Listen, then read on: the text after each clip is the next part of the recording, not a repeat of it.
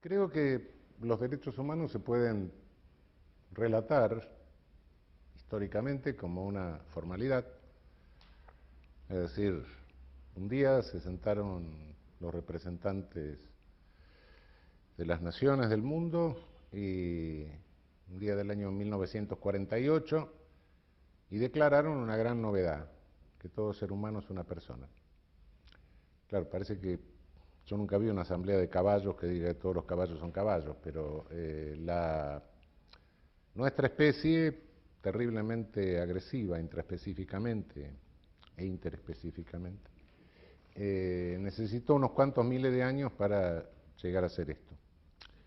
A partir de ahí, que eso fue una declaración, bueno, se van consolidando internacionalmente, va tomando la forma de tratado, va dejando de ser una manifestación de buena voluntad de una Asamblea de Naciones Unidas para pasar a ser ley internacional, pero esta es la historia formal. Desde un punto de vista histórico, social y político, los derechos humanos tienen, por supuesto, que un antecedente, una historia mucho más nutrida, mucho más larga. Y es una historia que también cuando se cuenta desde el centro. Y se empieza a hablar desde la Carta Magna, etcétera, todo eso, la Revolución Francesa y demás. Pero yo creo que nosotros tenemos que contarlo al revés. Desde la periferia del poder planetario, la primera lucha por nuestros derechos humanos es la lucha por la independencia.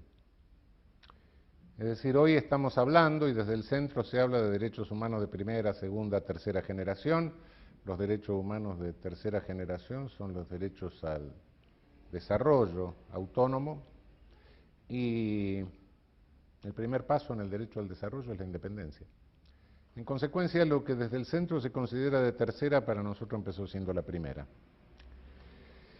Vale decir, la realización de los derechos humanos en la periferia del poder mundial, a la cual nosotros pertenecemos, claro, pertenece toda nuestra región latinoamericana, se identifica con el proceso de descolonización. Y el proceso de descolonización no termina con la independencia respecto de potencias ibéricas decadentes del siglo XIX, sino que el proceso de descolonización continúa hasta el día de hoy, pasando por distintas etapas. Primero fue la independencia del proceso colonial, del momento colonial que había protagonizado el genocidio colonialista de nuestros pueblos originarios. Después vino a nuestros héroes de aquel momento, a nuestros libertadores, los apartaron, los neutralizaron de manera brutal a veces. Bolívar se murió un rato antes de que lo maten, mató la tuberculosis antes de que lo terminen de matar sus enemigos, que ya lo habían intentado matar. San Martín prudentemente se dio cuenta que momentáneamente la empresa que se habían propuesto no se podía llevar a cabo, se fue al exilio. A Sucre lo asesinaron, a Monteagudo lo asesinó un sicario,